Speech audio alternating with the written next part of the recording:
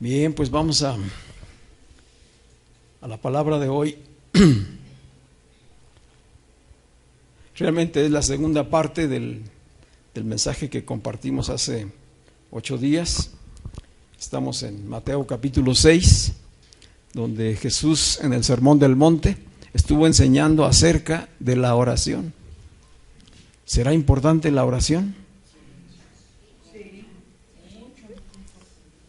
Este tema de la oración ha sido muy distorsionado, tanto en la tradición como en todavía los tiempos contemporáneos de la iglesia, porque se le ha dado mucha religiosidad, se ha envuelto de misticismo y se le ha querido usar como una herramienta mágica para resolver los problemas que enfrentamos en las circunstancias, y no es así, nada tiene que ver con eso.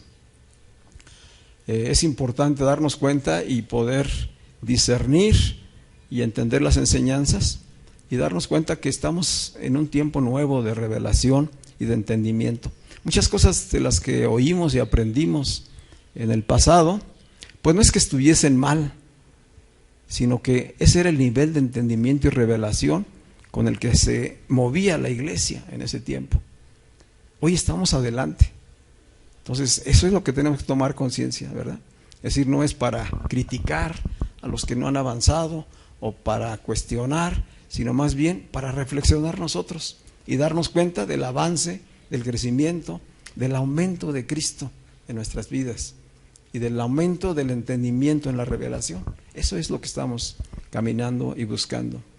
Si nosotros usáramos los elementos de la oración conforme están en el Antiguo Testamento, pues estaríamos siguiendo la dirección de Moisés y después estaríamos siguiendo la dirección de los diferentes maestros rabinos, fariseos, que fueron los que empezaron a mezclar las instrucciones que Dios dio con lo que ellos aprendieron estando en Babilonia y pues ahora sí que influenciados por la religión y la adoración a dioses falsos.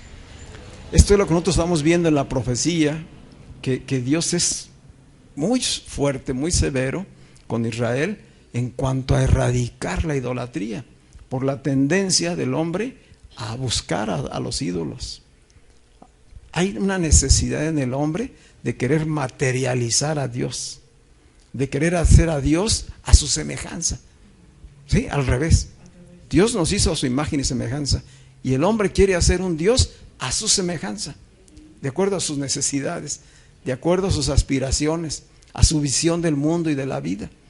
Y Dios es enfático en cuanto a que no, hay un solo Dios verdadero y tenemos que, por el Espíritu y por la revelación, por la gracia, conocerlo a Él y tener una relación con Él. Entonces, todas las oraciones, aún de los grandes hombres de la Biblia en el Antiguo Testamento, fueron para ese tiempo y fueron para ellos en lo específico.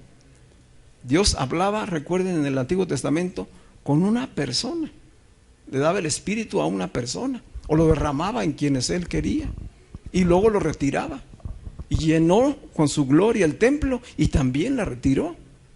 Y pasaron más de 400 años en donde Dios se alejó totalmente de Israel, cayó, ¿sí? Hasta que vino Jesucristo. Y entonces Dios el Padre se manifestó y dijo: este es mi Hijo amado, a Él oíd. Este es el tiempo, a Él oíd. Ya no hay que oír a Moisés. Sí, fue muy tremendo y fue impactante. Fue un tiempo con un pueblo elegido. Si nosotros oramos conforme al Antiguo Testamento, pues estamos queriendo ser como Israel. ¿Sí? Hoy no es eso. Tenemos que estar entendiendo que estamos en otro mover, que la obra de Cristo fue consumada, que Él ya vino y nos reconcilió con Dios y que hay un pueblo nuevo El pueblo es de los nacidos de nuevo en Jesucristo. Esa es la iglesia. Y ese es el llamado tanto para judíos como para no judíos. Dice las cartas, de un solo, de dos pueblos hizo uno solo, dice el apóstol Pablo. Entonces, hoy somos un solo pueblo espiritual. Ya no necesitamos una circuncisión en la carne para ser miembros del pueblo de Cristo, del pueblo de Dios.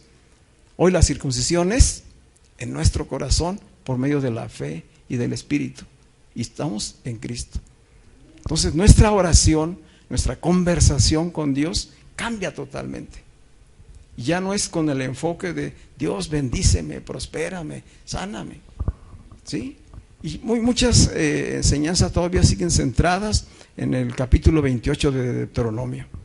Te bendeciré si haces todo esto, y te maldeciré si no haces esto. Hoy eso ya fue consumado. No caminamos en condenación ni en maldición. Caminamos en total bendición en Cristo. Pero es necesario conocer el Evangelio, creer en Jesucristo, y entonces poder ser hechos hijos de Dios. Y como hijos de Dios, hablar con nuestro Padre. ¿Sí? Entonces es muy importante lo que estamos compartiendo. Ya dimos un primer mensaje sobre esto. Hoy vamos a ver la segunda parte. Vamos a ir a Mateo capítulo 6, versículos del 9 al 15. Mateo 6, del 9 al 15.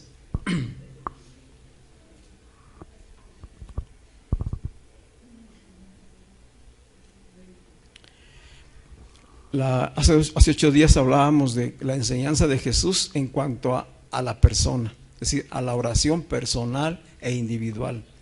Cómo acercarse a Dios en completa sinceridad, ¿verdad? Con completa devoción a Él. Y libres de hipocresías y de falsedades, libres de religión. Y hacerlo en el Espíritu. Así lo enseñó Él, ¿verdad? Hoy vamos a profundizar, solamente que hay un aspecto que agrega a esta oración. Primero habló de la oración en lo individual, ahora habla de la oración corporativa, de la oración grupal, colectiva, pero no como un grupo y otro grupo, no, sino como un solo grupo que está en Cristo, reunidos, reconciliados en Cristo. Ahí es donde está el pueblo de Dios, está en Cristo. No es un pueblo como el pueblo de Israel, es un pueblo espiritual, donde Dios ha hecho un solo pueblo de los dos, por la revelación en Jesucristo. ¿Sí? Sí. Vamos pues allí al versículo 9. Dice: ustedes pues orarán así.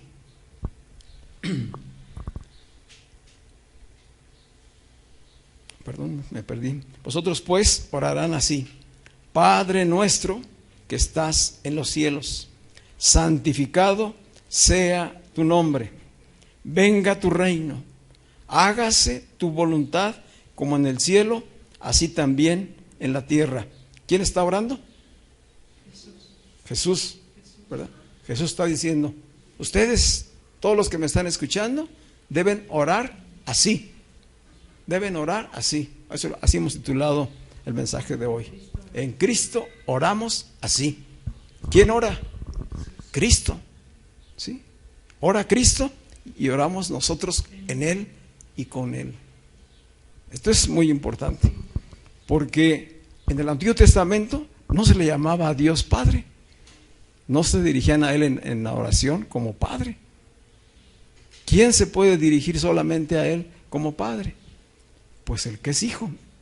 Dios le dijo en el Antiguo Testamento varias veces a Israel: ustedes serán mis hijos y yo seré su Dios. ¿Cuándo? Cuando se confirme y se selle el nuevo pacto.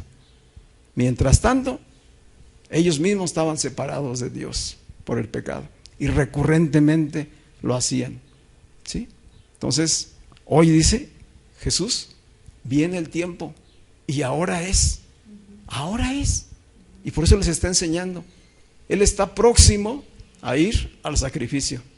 El sacrificio único y perfecto que Dios demandó para reconciliar a la humanidad con Él. O sea, Dios mismo tomó la iniciativa y envió a su Hijo, que se encarnó, que se hizo hombre, para que fuera el Cordero perfecto que pudiera quitar el pecado del mundo y que entonces pudiéramos acercarnos libremente a Dios. Pero no cada quien por su lado, sino como un solo cuerpo. ¿Cómo se llama ese cuerpo? Iglesia de Cristo, donde Cristo es la cabeza. Entonces, Él es el que está orando y nos está diciendo cómo. Ustedes pues van a orar así: Padre nuestro. O sea, no nada más dice mi papá, ¿verdad? Dice Padre nuestro, el de los hijos.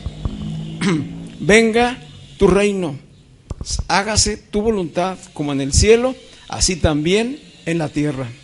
El pan nuestro de cada día, dánoslo hoy, y perdónanos nuestras deudas, nuestros pecados u ofensas, como también nosotros perdonamos a nuestros deudores.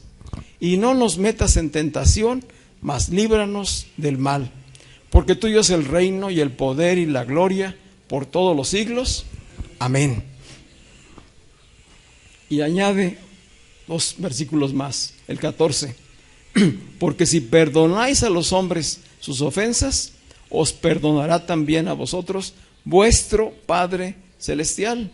Mas si no perdonáis a los hombres sus ofensas, tampoco vuestro Padre os perdonará vuestras ofensas.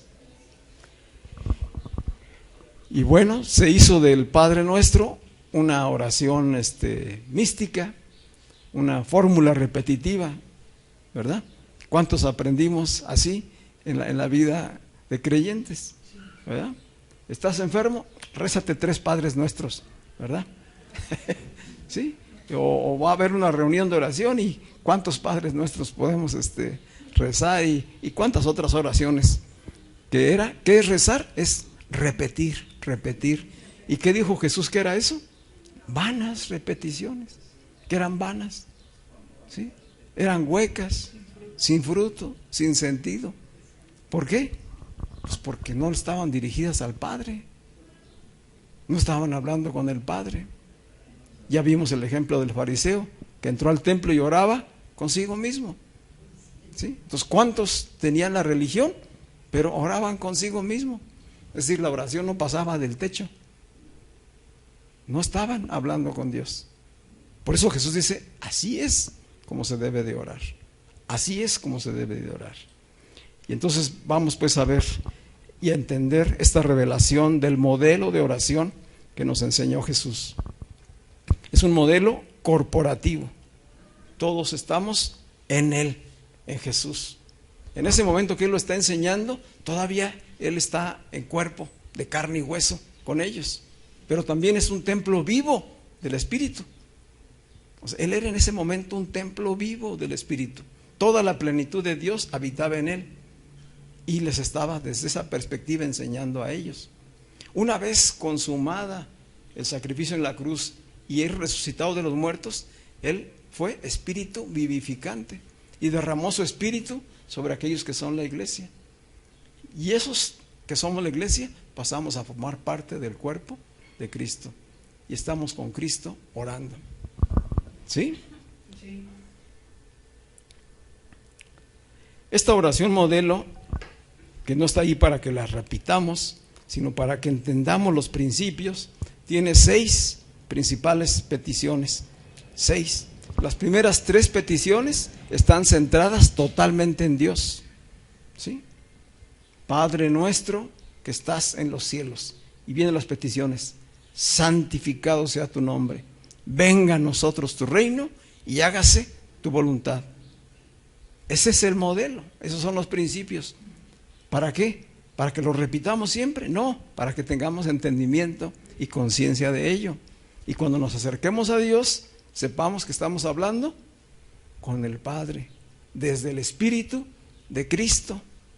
Y que lo primero que tenemos que hacer es pedir ¿qué?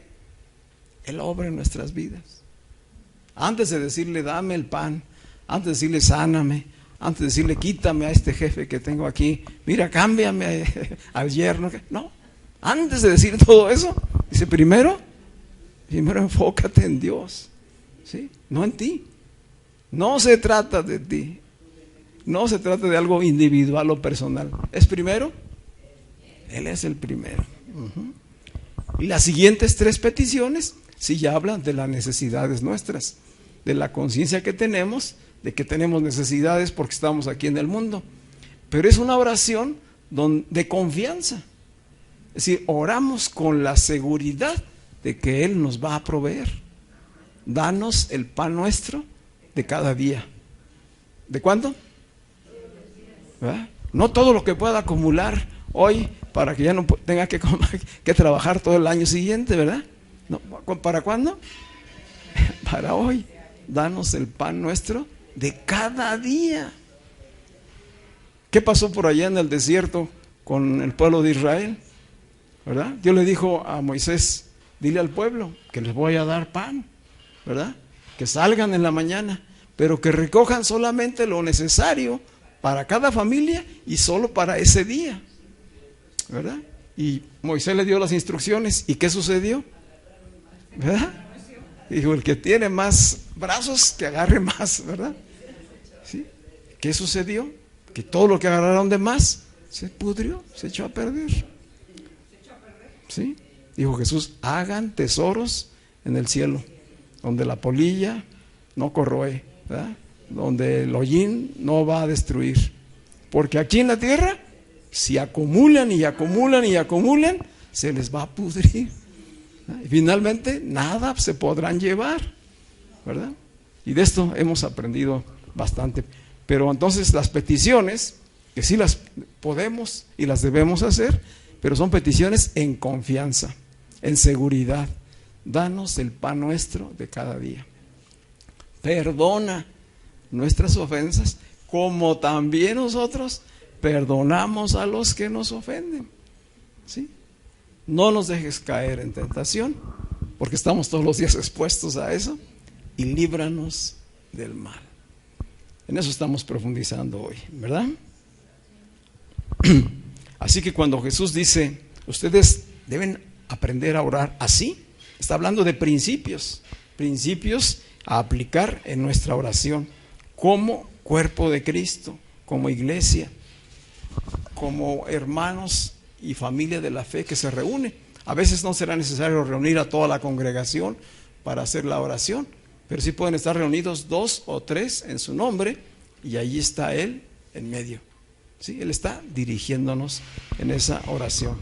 Cuando decimos Padre nuestro, revela nuestra posición en Cristo. Es nuestra posición en Cristo. Porque habla de la identidad de los hijos espirituales en una íntima relación con el Padre. Es decir, el Padre nuestro es una oración totalmente en el Espíritu. Totalmente en el Espíritu. No es una oración en la carne. No es una repetición de fórmulas. Es con entendimiento y en Cristo. Recordamos un pasaje de Juan capítulo 4, versículos 23 y 24, que ya pues, la mayoría conocemos o no lo sabemos de memoria, ¿verdad? Es el encuentro de Jesús con la samaritana, y comienzan allí al pie del pozo, de acuerdo a las preguntas que la samaritana le hace, empieza a haber un cuestionamiento y a hablar de religión, a hablar de adoración. Ese es el contexto. Y dice Jesús en el versículo 23, pero la hora viene, y ahora es, cuando los verdaderos adoradores adorarán al Padre en espíritu y en verdad. Esto es lo que sucede cuando decimos Padre nuestro. Somos adoradores en espíritu y en verdad. Esa conciencia debemos tener. Nos estamos acercando al Padre de los espíritus, al Padre Creador, al Todopoderoso, con toda su grandeza, que permite en la gracia que nos acerquemos y le digamos Padre. ¿Por qué? Porque estamos en Cristo, porque Él está viendo a Cristo en nosotros. Esta es la grandeza de lo que espiritualmente sucede, porque nadie podía decirle al Padre, Padre, más que el Hijo. Y el Hijo nos sustituyó, nos reconcilió y nos hizo parte de Él, para que unidos en Él podamos decirle Padre nuestro. ¿Sí? Dice 1 Corintios 6:17, el que se une a Cristo, uno espíritu es con Él. El que se une a Cristo, un espíritu es con Él. ¿Qué somos? Así que cuando está diciendo Padre nuestro, nos está incluyendo a nosotros con Él. Estamos espiritualmente en su cuerpo hablando con Él.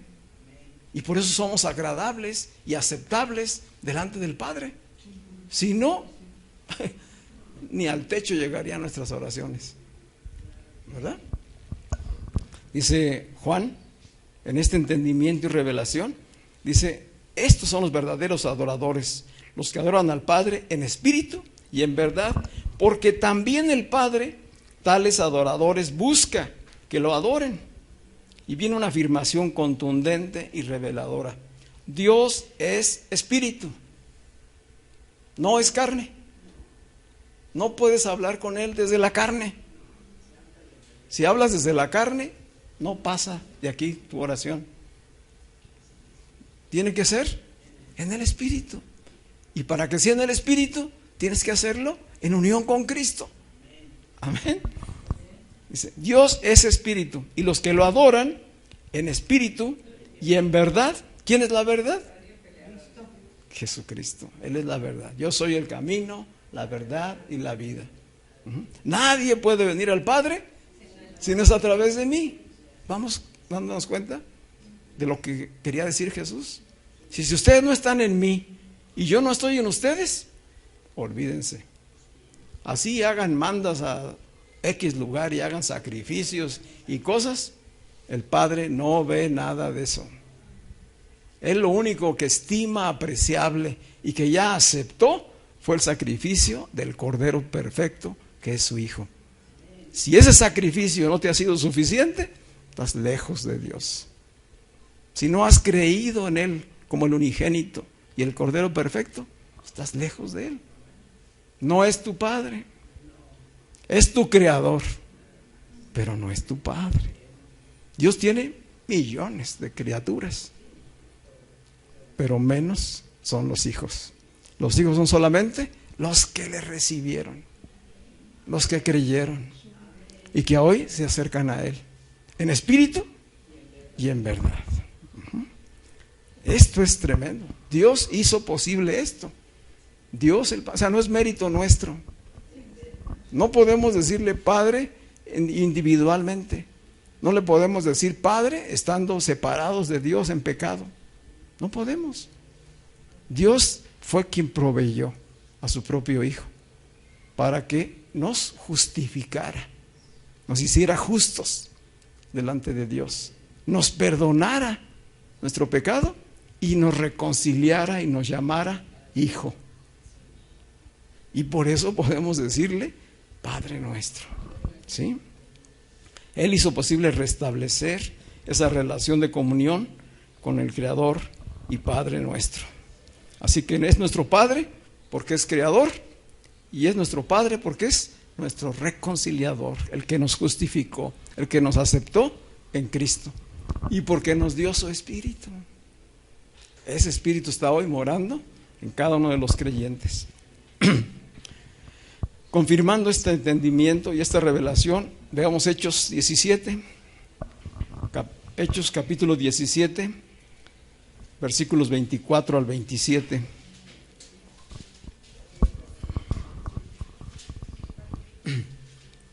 Apenas estamos en el primer versículo, en la primera frase, Padre nuestro, dándonos cuenta de todo el significado y la profundidad que tiene. Dice Hechos 17, es el apóstol Pablo hablándole a los romanos, y él dice, el Dios que hizo el mundo, Hechos 17, 24, Hechos 17, 24, voy a leer hasta el 27, el Dios que hizo el mundo y todo lo que en él hay, es el Señor del cielo y de la tierra. A Él es a quien nos estamos dirigiendo, llamándole Padre. No vive en templos hechos por manos humanas. No está en catedrales, no está solo en ciertos lugares, no está en los auditorios. ¿En dónde está? En el que cree, en el corazón del que cree. Allí habita, en el creyente. No vive en templos hechos por manos humanas, ni necesita que nadie le sirva, porque a Él no le hace falta nada, pues Él es quien da vida y aliento a todos y a todo. De un solo hombre hizo todo el género humano. ¿Cuál es ese hombre? Adán. De un solo hombre hizo todo el género humano, Adán. Y Adán se rebeló, desobedeció y fue separado de Dios. ¿Cómo se puede acercar a alguien que está muerto y separado de Dios al Padre? No puede. No puede. Dice Isaías, todos sus sacrificios, todas sus ofrendas, si no es en el sacrificio perfecto, son como trapos de inmundicia. Dios los aborrece. Pero si estamos en Cristo, somos olor fragante, agradable a Dios. Qué diferencia, ¿verdad? De un solo hombre hizo todo el género humano para que habiten sobre la faz de la tierra, y les ha prefijado sus tiempos precisos y sus límites para vivir, a fin de que busquen a Dios y puedan encontrarlo. ¿Quién fue quien decidió que en algún momento buscáramos a Dios? El mismo Dios. O sea, tú y yo somos privilegiados. Si le conocemos a través de Cristo, es porque Él quiso. No es mérito nuestro. No fue que lo encontramos, fue que nos buscó, que nos encontró. Dice, porque Él quiere que le busquemos y que podamos encontrarlo, aunque sea a tientas, dice Pablo. Pero lo cierto es que Él no está lejos de cada uno de nosotros. ¿Dónde está?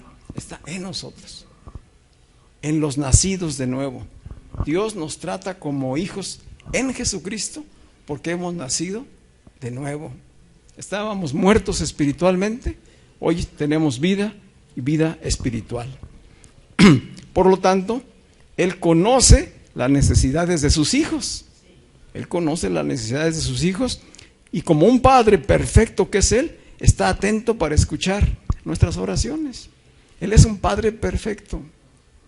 Aquí tenemos otro estorbo nosotros al decir Padre nuestro, que a veces la figura paterna que hemos tenido pues no es la más, o no ha sido la más adecuada. Bueno, no tiene nada que ver con eso. Eso corresponde a la naturaleza caída. Pero el Padre es perfecto, absolutamente en todo, y nos ama. Ha dado testimonio de que nos ama. Y en Cristo nos ve como hijos. Dice primera de Pedro 3:12, porque los ojos del Señor están sobre los justos y sus oídos atentos a sus oraciones. ¿A quién está atento? A las oraciones de los justos. ¿Quiénes son los justos? Los creyentes en Jesucristo, que hoy se llaman hijos de Dios. Fuimos justificados en su justicia, no en la nuestra. Si nos acogemos al sacrificio de Él, a la justicia de Él. Él es el único justo. Y esa justicia, dice la Escritura, nos fue imputada, nos fue puesta. Y en Él nos acepta el Padre. Y dice, tú no debes nada, tú eres mi hijo. Y nos dice las mismas palabras que a Jesús. Tú eres mi hijo muy amado, en quien tengo complacencia. Sí, pero tú y cada uno de nosotros, ¿verdad? En Cristo. O sea, no es individual, es corporativo. ¿Sí? Así es como nos ama. Nos acercamos a Él. Recuerden que está hablando de plural, ¿verdad? Padre nuestro. Aquí estamos hablando de la oración grupal. ¿Sí? Nos ve vestidos de Cristo. Dios es un Padre amoroso y Él nos invita a estar en su presencia con un interés sincero por cada uno de nosotros. Y nos confirma que nos ama, que nos conoce, que es accesible para nosotros y que no hace diferencias. Él no hace acepción. No dice tú sí, tú no, tú no. A los hijos es todos en Cristo como uno solo, sin diferencia. Sean griegos, sean chinos, sean japoneses, sean rusos, sean americanos, sean africanos, de donde sean. Son uno solo en Cristo, por medio de la fe. Esta es la iglesia universal. Y a todos nos conoce por nuestro nombre y nos escucha, porque Él es quien nos dio el aliento de vida. Antes de estar en el vientre de nuestra madre, Él ya nos conocía y nos apartó para ser sus hijos y nos anhela celosamente. Por eso podemos acercarnos a Él. Así que esta relación con el Padre nos da seguridad, seguridad de hijos de Dios. Lo que un padre en lo natural hace es darle seguridad a sus hijos. Donde el padre ha fallado, los hijos son inseguros, ¿sí? Pero donde hay un padre que ha dado a conocer su amor, su provisión, su protección, los hijos caminan seguros, ¿sí? ¿Dónde está esa seguridad? Ya no está afuera, está interno, se sembró en el Hijo.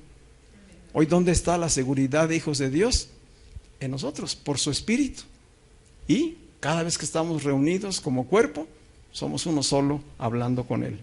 Esa es la seguridad también de su misericordia y la seguridad de su provisión. O sea, Él nos asegura a nosotros que nada nos faltará, que siempre estará para respondernos, que Él es un Dios que ya nos perdonó y que estará siempre dispuesto a recibirnos, ¿sí?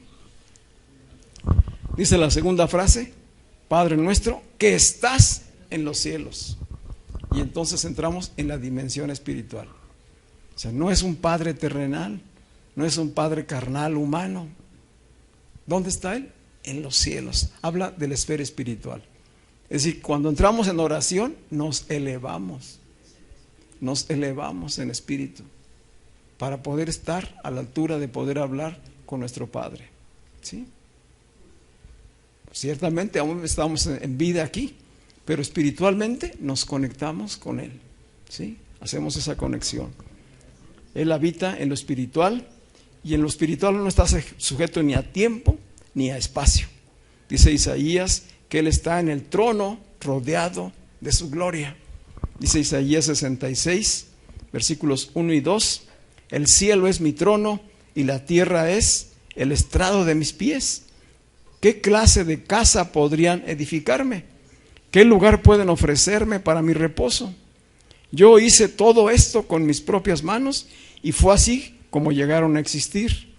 Yo pongo la mirada en los pobres y humildes de espíritu. ¿Dónde pone la mirada Dios? En los pobres y humildes de espíritu. ¿Dónde empezamos el Sermón del Monte? Allí, ¿sí? Estos son los nacidos de nuevo, los que tomaron conciencia de su necesidad de Dios, de su pobreza espiritual.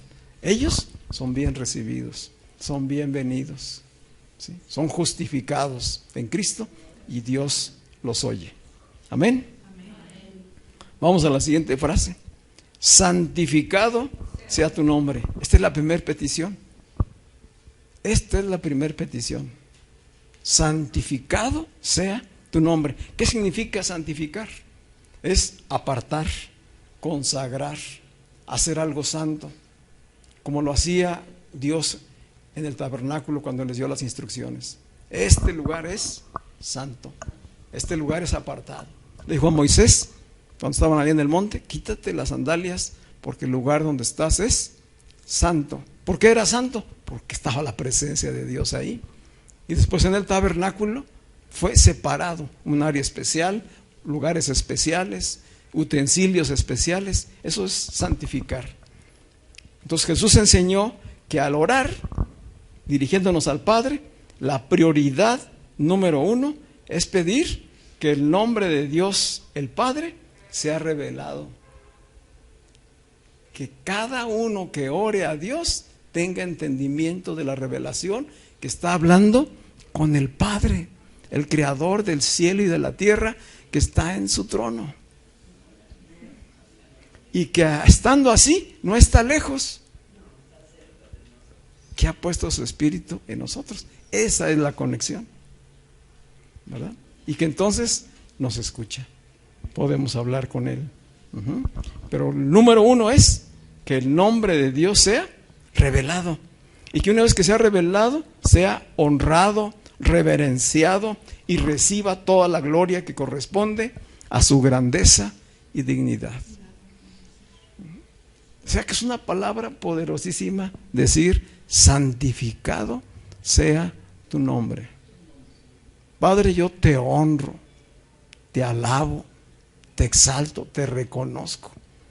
Me humillo ante tu grandeza y te doy gracias por Jesucristo, porque no podría acercarme a ti ni podría estar aquí hablando si no fuera porque fui reconciliado por Él, y porque estoy en Él, y porque mis hermanos también están juntamente con Cristo.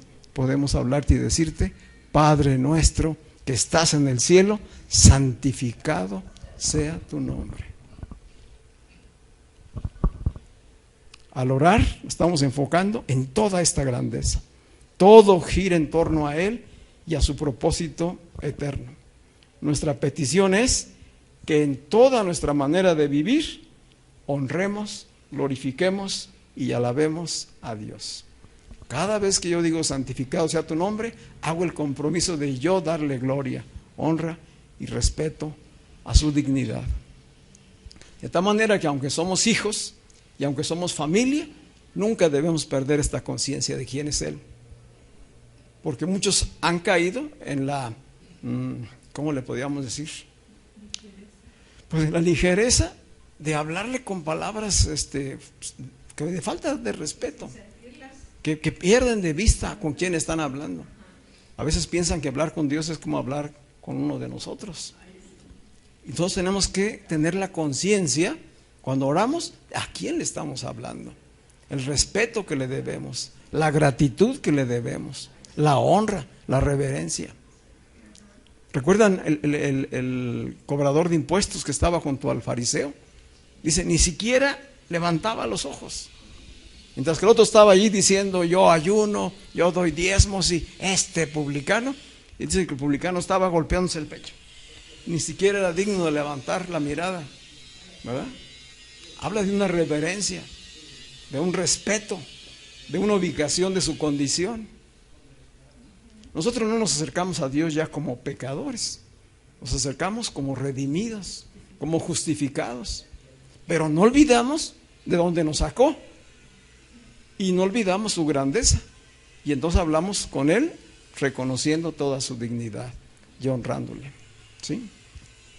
Recuerdan que este fue uno de los primeros mandamientos en la ley de parte de Dios.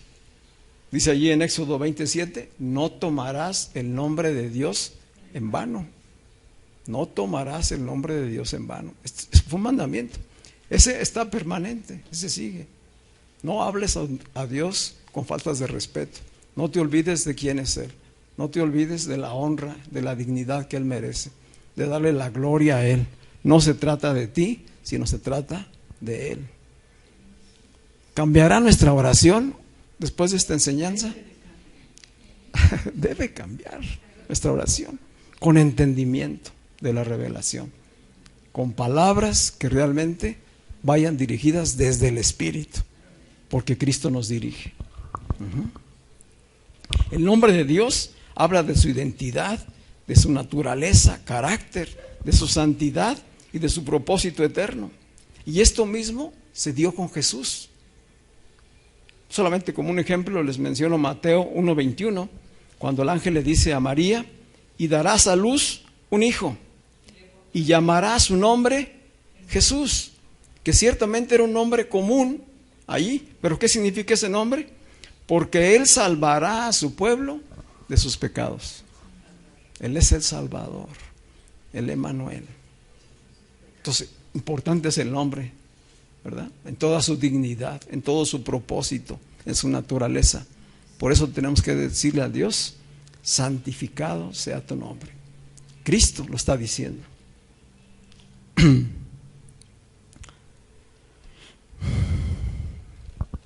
Dice Isaías, hablando de la santificación de su nombre, dice en Isaías 48, del 9 al 11, Isaías 48, del 9 al 11, dice: pero tuve paciencia por respeto a mí mismo. Son palabras de Dios, son palabras de Dios. Pero tuve paciencia por respeto a mí mismo. Por mi honor me contuve y no te destruí, está diciendo a Israel. Yo te purifiqué, pero no como se hace con la plata, sino que te probé en el horno del sufrimiento. Esto no ha cambiado. Dios, esta es su naturaleza y carácter. ¿Cómo nos prueba? Acabamos de leer, ¿en dónde nos prueba? En el horno del sufrimiento. Es necesario ser purificado, ser limpiado, ser perfeccionado. Dice el versículo 11: por mi honor lo he hecho, pues mi nombre no puede ser profanado. No permitiré que den mi gloria a ningún otro. Es decir, lo contrario de santificado es profanar. Lo contrario de santificar es profanar. Y profanar es hacer algo indigno, tratar con falta de respeto, tratar sin considerar su dignidad, corromperlo. Eso es profanar. Entonces, jamás profanar el nombre del Señor. No deshonrarlo, no degradarlo, no mancharlo. ¿Decimos amén? Dice el versículo 10. Hasta ahorita entramos al siguiente versículo, con la siguiente petición: venga tu reino y hágase tu voluntad. Venga tu reino, hágase tu voluntad. Como se hace en el cielo, así también se haga en la tierra. El reino de Dios ya es una realidad, ya es una realidad. En ese momento que Jesús lo está enseñando, es porque los judíos tenían la idea, y muchos todavía la tienen, de que el reino iba a ser un reino natural. Iba a venir un descendiente en la carne de David que iba a tomar nuevamente el reino, y entonces nuevamente Israel iba a ser un reino poderoso. Aquí Dios está diciendo: el reino es una realidad espiritual. El hijo descendiente de David es Jesucristo, ¿sí? El Hijo de Dios. Él es el Rey de Reyes y Señor de Señores, y ya estableció su reino. ¿Dónde lo estableció? En el corazón de los creyentes. Entonces su reino ya es una realidad consumada el día de hoy. El reino ya está aquí, está en tu corazón y en la vida de cada uno de los que han sido nacidos de nuevo. ¿Quiénes son esos nacidos de nuevo? Los rescatados de las tinieblas, los perdonados, los justificados, los que hoy se someten voluntariamente al orden y al gobierno de Dios, ¿sí? Entonces, cuando decimos venga tu reino, tomamos conciencia de que estamos en Él, ya estamos en Él. ¿Pero por qué oramos así? Porque queremos que su reino se extienda, que los que aún no le conocen puedan conocerlo, que los sean alcanzados, que el reino alcance a nuestras familias, nuestros padres, nuestros hermanos, nuestros primos, familiares, etcétera. Entonces seguimos pidiendo que el reino se extienda, se establezca, crezca, y que su reino sea una realidad en nuestras vidas, que lo experimentemos, que nos sepamos que somos hijos, que el reino está en nosotros y que caminamos en su voluntad. Dice Pablo en Colosenses 1:13, hablando del reino, dice: Dios nos ha librado de la autoridad de las tinieblas y nos ha trasladado al reino de su Hijo amado. ¿A dónde nos trasladó? Al reino de su Hijo amado. ¿En dónde estamos? En el Hijo amado. Estamos en el Hijo amado. Por eso podemos decirle Padre nuestro. Y por eso nos ve con amor. Y por eso nos va a dar provisión. Decimos: hágase tu voluntad como en el cielo, así también en la tierra. En el cielo la voluntad de Dios se hace de manera perfecta. Espiritualmente todo se hace perfecto. Pero aquí en la tierra es a través de nosotros, es a través de la iglesia que se ha de hacer su voluntad, como sucedió con Jesús. Jesús caminó en esta tierra en cuerpo de carne, siempre en la voluntad de Dios. ¿Sí se acuerdan de eso? Él nos dejó ejemplo. Dijo allí en Juan capítulo 4, versículo 34: mi comida es que haga la voluntad del que me envió y que acabe su obra. ¿Cuál era la comida de Jesús? El Hijo. Su comida es hacer la voluntad del que lo envió. ¿Cuál debe ser entonces nuestra principal comida? ¿Verdad? Entonces, antes de entrar a pedirle el pan, primero que se haga su voluntad, porque esa va a ser nuestra principal comida. Aprender a caminar en obediencia a Él, para que su obra sea hecha completa en nosotros.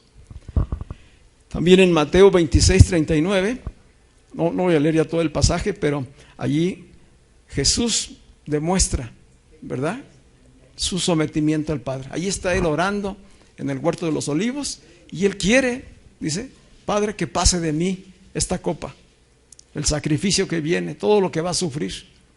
¿Cuántos a veces hemos dicho eso? Señor, que no pase yo por esto, líbrame de esto. Jesús también lo hizo. Sé que sí se vale, que sí se vale. ¿Pero qué hizo Él? Pero no se haga mi voluntad, sino la tuya. Entonces ya sabemos qué debemos hacer, ¿verdad? Cuando sintamos que no podamos, cuando de veras nos apriete mucho, decir: Señor, yo quisiera que me lo quitaras esto de encima, pero que no se haga mi voluntad, sino la tuya, ¿verdad? Dice Hebreos que por lo que padeció, aprendió, el Hijo de Dios aprendió obediencia. ¿Cuánto más nosotros? Tenemos pues que estar dispuestos. Dice las peticiones, entramos en las peticiones nuestras. El pan nuestro de cada día, dánoslo hoy. Entonces ya decíamos que sí, Dios suple nuestras necesidades, y que el hecho de pedirle es para mostrar nuestra confianza y dependencia de Él. O sea, no es que Él no sepa que lo necesitamos, sino que nosotros en oración reconocemos que somos hijos, que necesitamos y que confiamos en que todo será suplido por Él. O sea, este hablar del pan habla en ejemplo de todas nuestras necesidades materiales. Dice, más adelante lo vamos a ver, dice: mi Padre sabe que ustedes tienen necesidad de estas cosas, y antes de que le pidan, Él ya lo está supliendo, ¿verdad? Y puso como ejemplos a la naturaleza. Así que al llegar cada día, vamos a orar: Padre nuestro, danos el pan de este día, el pan de cada día. Y así como pedimos el pan de cada día, vamos a considerar que nuestro espíritu necesita también de la oración continua. ¿Sí? Es decir, si el cuerpo necesita el alimento diario, el espíritu también necesita nutrirse de Dios diariamente. Por eso dijo en la palabra Pablo: orad sin cesar, cuando habló a los tesalonicenses. Entonces todas nuestras necesidades materiales van a ser suplidas, son suplidas, porque ese es el compromiso de Dios: bendecirnos en Jesucristo. Si Él ya nos dio a su Hijo, como dice Romanos 8:32, ¿cómo no nos habrá de dar todas las cosas que necesitamos? Claro que lo hará. Amén. Y bueno, vamos a la siguiente petición. Dice: perdónanos nuestras deudas. En ese momento que Él está enseñando, aún no se consumaba el sacrificio, ¿verdad? Hoy que ya está consumado, tenemos la seguridad de que ya nos perdonó. Estamos perdonados en Jesucristo. Pero es importante darnos cuenta de que el perdón es una parte central de la oración. El perdón es una parte central de la oración, y si es una parte importante de la oración, es una parte importante en nuestra vida. No podemos vivir sin el perdón, sin perdonar. La base de nuestra relación con Dios es que fuimos perdonados. Si no estuviéramos perdonados, no tendríamos relación con Dios. ¿Sí? Entonces estamos diciendo: perdona nuestras ofensas, porque también nosotros perdonamos a los que nos ofenden, a los que nos hacen mal. Es decir, la gracia que tú me diste es la misma que yo extiendo a los demás, y trae libertad a mi vida. Si ni mantengo en prisiones a los demás, ni me mantengo preso yo hacia los demás. Es importante el mensaje de la petición de perdón. Dice Isaías 55, del 6 al 7: buscad a Jehová mientras puede ser hallado. 55:6. Buscad a Jehová mientras puede ser hallado, llamadle en tanto que está cercano. Deje el pecador su camino y el hombre inicuo sus pensamientos, y vuélvase a Jehová, el cual tendrá misericordia de él, el Dios nuestro, el cual es amplio en perdonar. Dios es amplio en perdonar, pero requiere que caminemos en arrepentimiento, que no nos quedemos en el pecado. Hoy los que somos hijos de Dios, lo que hacemos es recordar la obra de perdón que ya fue hecha y nos comprometemos a extender ese perdón a los demás. Los que están en ese proceso de llegar a ser hijos es caminar en arrepentimiento, reconocer que han estado separados de Dios, que han vivido una vida de pecado por naturaleza, pero que ya Jesucristo terminó con el pecado, ya lo quitó, y que si se acogen al sacrificio de Jesucristo pueden ser reconciliados y ser hechos hijos de Dios, y Dios les perdona porque es amplio en perdonar. Amén. Así que es fundamental la parte que tiene que ver con el perdón. Dice Efesios capítulo 4, Efesios 4, 31 al 32. Quítese de vosotros toda amargura, enojo, ira, gritería y maledicencia y toda malicia. Todo eso pertenece a la carne. Antes sed benignos unos con otros, misericordiosos, perdonándonos unos a otros, como Dios también los perdonó a ustedes en Cristo. ¿Cómo fuimos perdonados? En Cristo. Efesios 4, 31 y 32. Es la confirmación de esto que estamos hablando. Así que los hijos de Dios nos comprometemos a sanar nuestras relaciones en la oración. En Marcos dice, en el capítulo 11 dice, si estás orando y te acuerdas que tu hermano tiene algo contra ti, ve y ponte a cuentas con él. O sea, y si estás orando, entonces, si cuando estemos orando nos acordamos que a alguien no le hemos perdonado, o que alguien tiene todavía situaciones no resueltas con nosotros, que hay resentimientos, que hay amarguras, que hay cosas del pasado, ¿qué tenemos que hacer? Liberarnos de eso, ¿sí? Si ya Dios nos perdonó, nosotros también debemos hacerlo. ¿Se acuerdan del Mateo 18? Hay el caso de dos deudores, ¿verdad?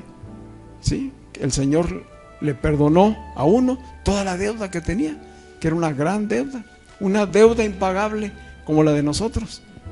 Nuestra deuda era impagable. Y dice que su Señor le perdonó, pero él salió de ahí perdonado y encontró a uno que le debía.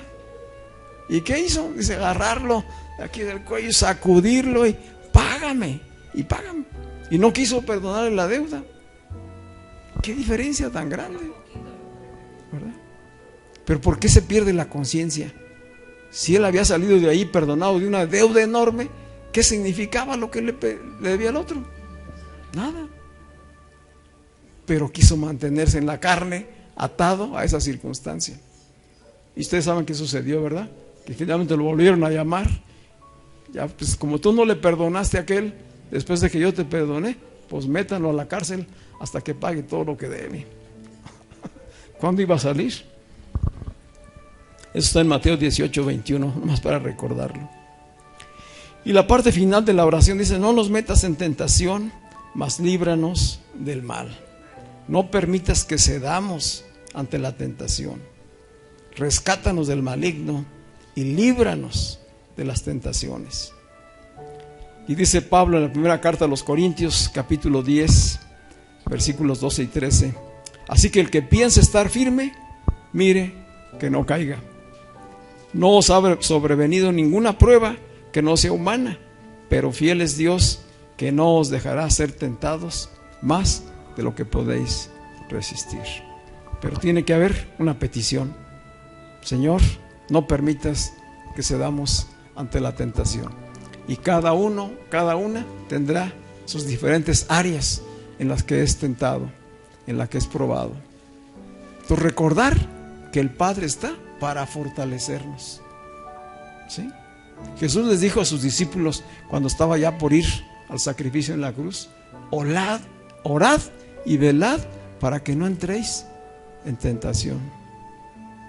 Entonces sí podemos decir: Padre, líbranos del mal.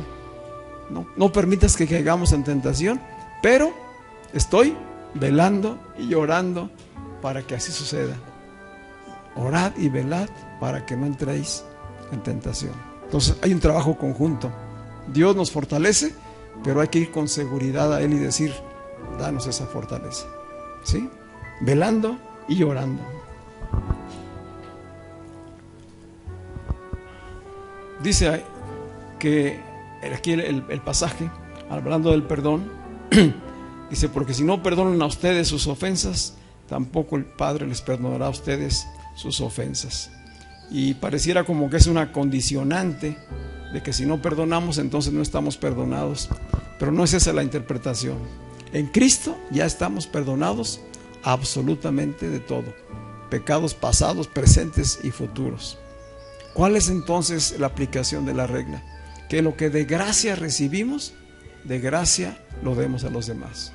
Que no retengamos la gracia, porque finalmente va a ser vida y libertad para nosotros mismos. Entonces los hijos de Dios caminan en libertad, en libertad. Es decir, no están ligados en amargura, en enojo, en cuestiones retenidas del pasado a nadie. Y si con alguien tuvieron un conflicto, o si recibieron ofensas de parte de alguien, les tienden la gracia que recibió del Padre. A todos. Trátese de familiares como de personas que nos rodean fuera de la familia, ¿verdad? Extender el perdón es fundamental.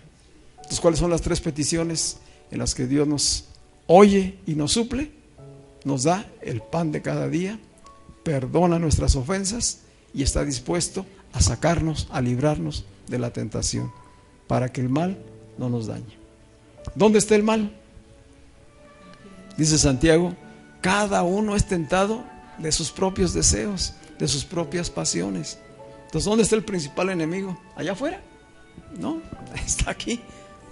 Aunque hay un sistema, o sea, como estamos en un mundo caído, hay un sistema humano, ¿verdad?, lleno de mal, lleno de maldad, que está constantemente destruyendo, matando.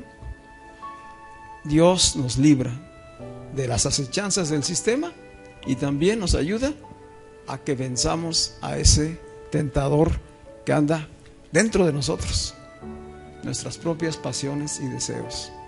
Ese es Satanás, ¿sí?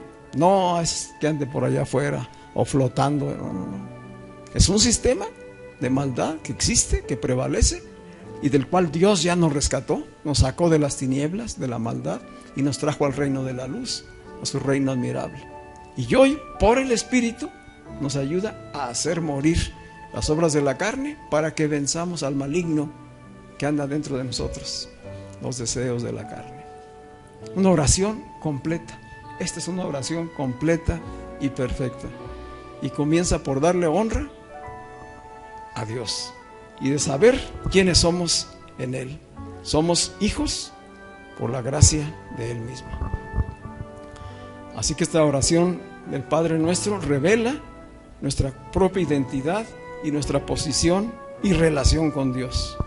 Cuando decimos Padre Nuestro, estamos diciendo y creyendo que somos hijos de Dios.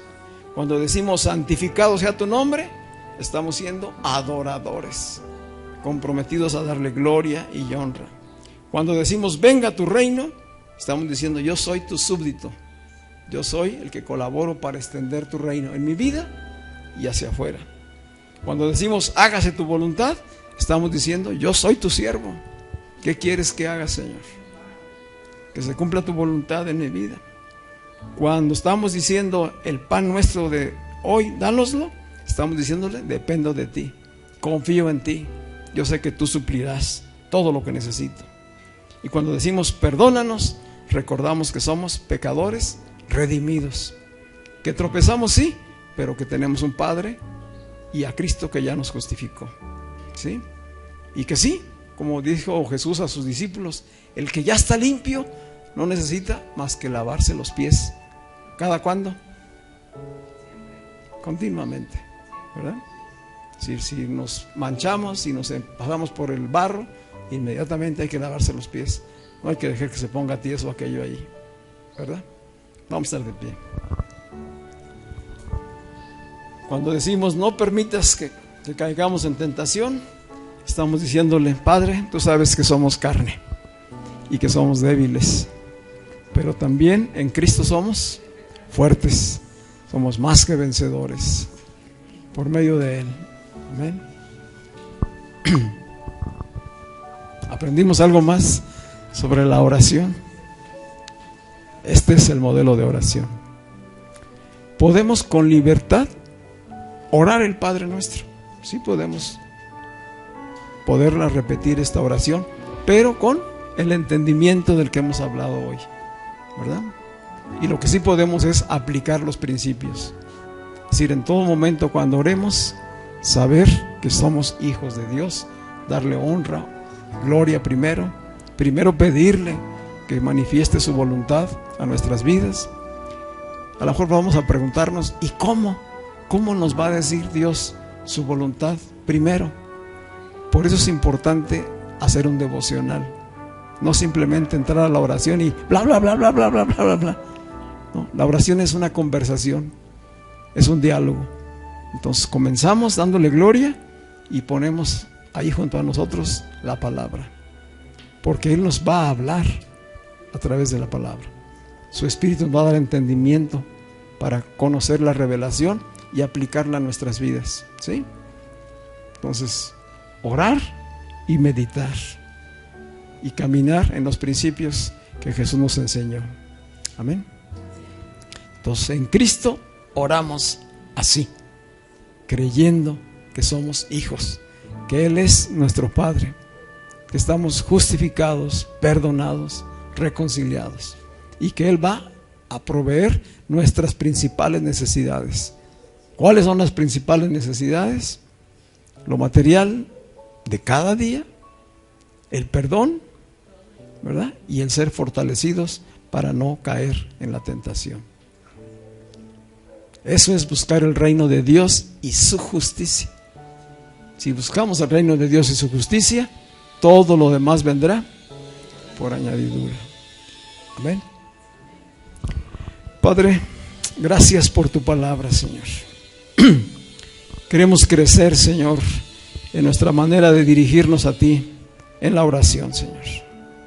Líbranos, Señor, de estar haciendo oraciones en la carne, Señor. Más bien darnos el discernimiento espiritual para someter a nuestra carne, Señor. No estarte pidiendo cosas desde nuestro ego, Señor, desde nuestro falso yo, sino ver la eternidad en la que hoy estamos contigo, Señor. Ver que se haga tu voluntad en nuestras vidas, que se haga tu voluntad en este mundo, en tu iglesia, Señor. Eso es lo principal, que se cumpla su propósito eterno y que tú seas conocido como el Dios todopoderoso, el único Dios, el misericordioso, el perdonador, el sanador, el proveedor. Que estando en Cristo, Señor, no nos falta nada. Ayúdenos a caminar en esta confianza, Señor, y a perseverar en la oración. Que la oración no sea una carga, Señor, para nosotros. Que no sea solamente un rito religioso, una tradición o una disciplina espiritual. Que sea una experiencia, Señor, una experiencia personal de comunión, de relación. Y que de cada momento de oración salgamos llenos de tu Espíritu y caminemos cada día en esa voluntad, Señor. Esto te lo pedimos en el nombre de Cristo Jesús. Amén y amén.